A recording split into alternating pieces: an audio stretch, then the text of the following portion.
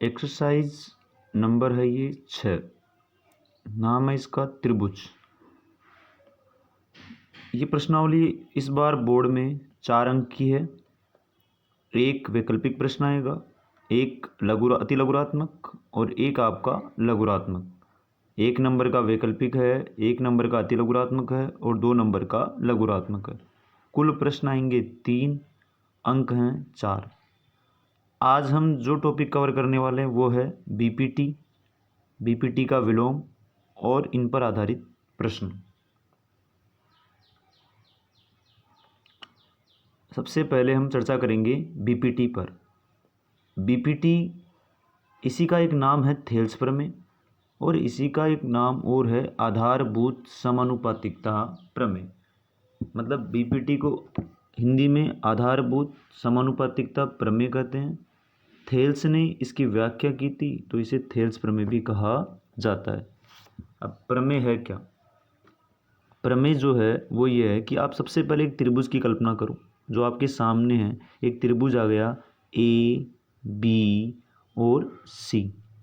फिर इसके बाद में एक तीर की कल्पना करो। तीर आपको बाहुबली के धनुष में दिख रहा होगा, ठीक है। बाहुबली को नहीं देखो, इस तीर को देखो।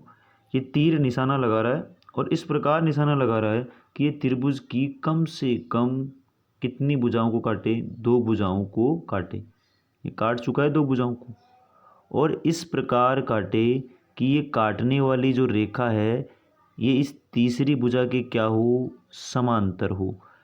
मतलब अगर मैं इसका नाम लिखूं, एक तो पी बिंदु पर काटा और एक क्यू बिंदु पर काटा, तो मैं कहूँगा पी क्यू समांतर बी सी। मैं क्या बोलूँगा? पी क्यू समांतर बी सी।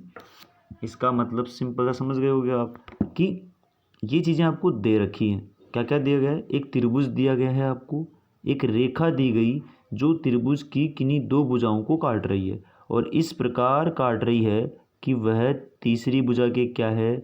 समांतर है। पी क्यू समांतर बी सी। तो ये बोलते हैं कि अगर ऐसा है तो कटने वाली भुजाएं जो कि ए बी है और ए सी है समान अनुपात में विभाजित होंगी, अर्थात ए पी बटा पी बी। ध्यान दिया होगा आपने क्लास में, ए पी बटा पी बी किसके बराबर होगा? ए क्यू बटा क्यू सी के। ए पी बटा पी बी बराबर होगा किसके? ए क्यू बटा क्यू सी के। ए पी बटा पी बी बराबर होगा ए क्यू बटा क्यू सी के। मतलब अगर मैं यहाँ पर इस भाषा को समझाना चाहूँ आपको, बीपीटी क्या बोलती है?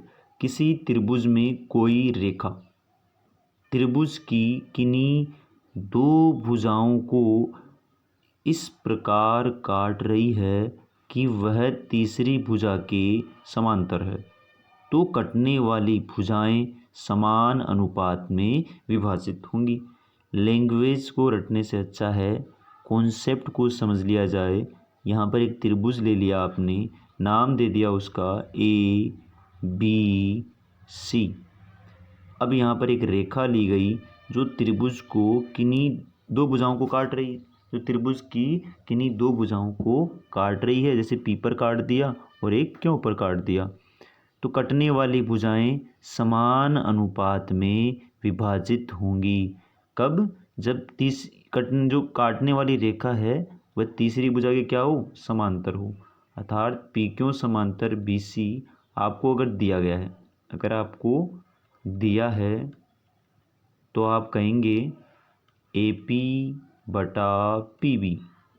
ए पी बटा पी बी बराबर क्या होगा? ए क्यू बटा क्यू सी। ऊपर वाले के सामने ऊपर वाला, नीचे वाले के सामने नीचे वाला। तो ए पी के सामने आ गया ए क्यू और पी बी के सामने आ गया क्यू सी।